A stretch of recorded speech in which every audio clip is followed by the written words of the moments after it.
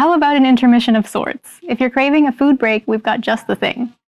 After making it through flooding, ferry, and supply chain delays, we're thrilled to introduce you to Salt Beef Buckets, A Love Story, the debut cookbook by Amanda Dorothy Jean Bulman. This book is an affectionate tribute to the land, the people, and their meals. Connect with Newfoundland folklore, farming, foraging, and much more. Andie recently said of the book on NTV's Silver Linings, "I want, when you buy it, for it to be crisp and new, and I want, a week later, for it to be splattered with kitchen oils. That would be my dream. I want it to be a book that you use." Amanda Dorothy Jean Bulman is a chef, writer, stand-up comic, and librarian. She believes passionately in teaching farming, foraging, and food skills to young people. You can find her work online with CBC and in Harrowsmith magazine.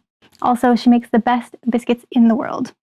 Whizzing us through her ginger cake recipe, please welcome Andie Bulman.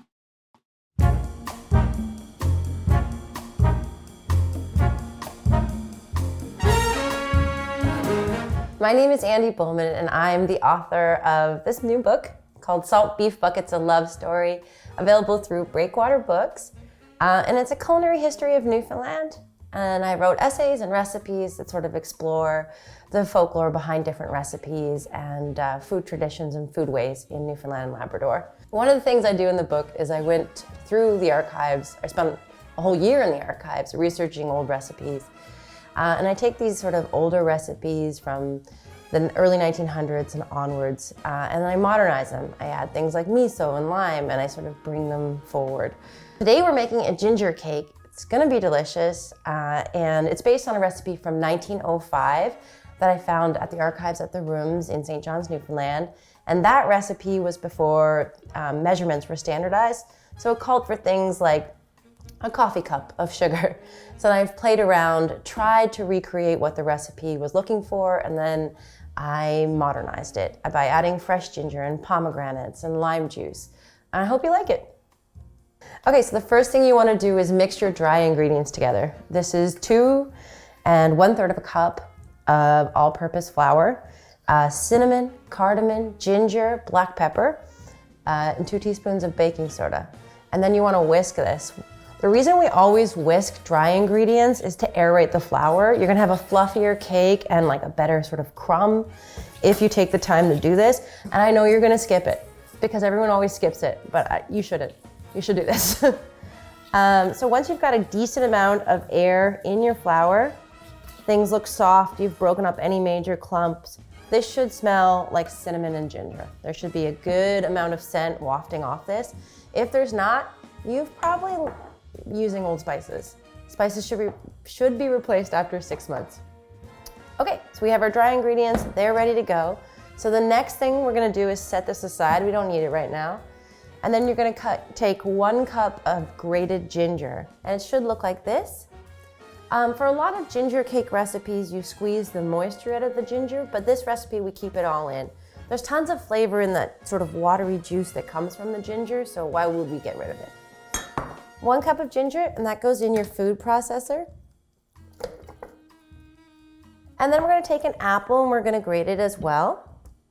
Oh, neat trick. I recently learned that you're supposed to grate like this instead of like this. Much safer, more stable. Okay.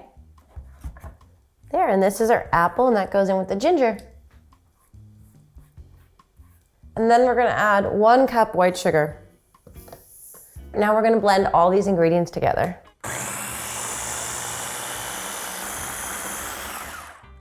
Great. So you want this texture of your sugar, ginger, apple mixture to be like the consistency of applesauce. It really only takes about 30 to 50 seconds. Only takes a minute, max.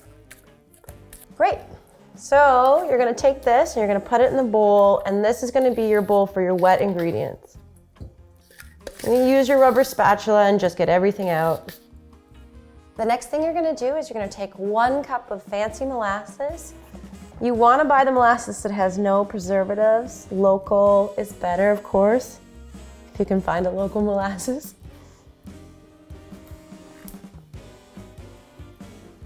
Now we're just pouring this into our wet ingredients. And now we're using 1 cup of canola oil. You want to use a neutral oil. If you use olive oil, it has flavor. So it's going to change the sort of flavor composition of the cake. So if you don't have canola oil in your home, sunflower oil is totally fine. Safflower oil is fine. Any sort of vegetable oil is fine. If you just don't want to use an olive oil or a peanut oil or coconut oil, that's going to change the flavor. Unless that's what you want, in which case it's all good. I like to think of recipes as a spine and you sort of add your own vertebrae. You can mix them up. These are just like a guideline. That's 1 cup oil and we're gonna add 1 cup of water. But before we add that water, we're gonna whisk these ingredients together.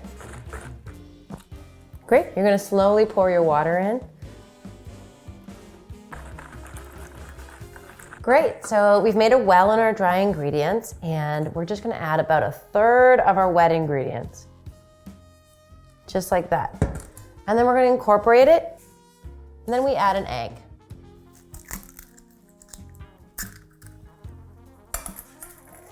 We mix the egg in and then we're gonna add more of our wet ingredients. I break it into thirds, you know? Do it about 3 times. It's a very thin batter, but don't worry, it's still gonna cook really, really nicely. When you have a thin cake batter, that just means you're gonna have a really dense crumb on your cake. It's gonna be very rich, it's gonna be very, very moist, as opposed to sort of an airy cake like an angel food cake, then you'd have a drier looking batter. So this is a very loose batter, and that's what we want. That means we're gonna have a gorgeous, really rich, dense cake. So the last thing we do is we put it into our cake pan. I grease my pan. This cake is really hard to get out of the pan. It's so dense and so liquidy, it wants to live here and not ever leave. So you want to grease your pan really, really well, line it with parchment, and then pour your batter in. You're gonna use your rubber spatula to get every little last bit out. We don't want to waste any. Your cake is gonna go in the oven at 350 degrees for 40 minutes. At 40 minutes, you're gonna test it. I use a toothpick, I just poke it. If it comes out, there's no batter on it, it's done. Once your cake is done, you're gonna let it rest and then you're gonna turn it upside down. You're gonna glaze it with a lime glaze and decorate it as you want. I used pomegranates and I used lime and candied orange pieces. There's all kinds of different things you can do. Some candied rosemary would be really nice, some thyme, but I'm pretty happy with this.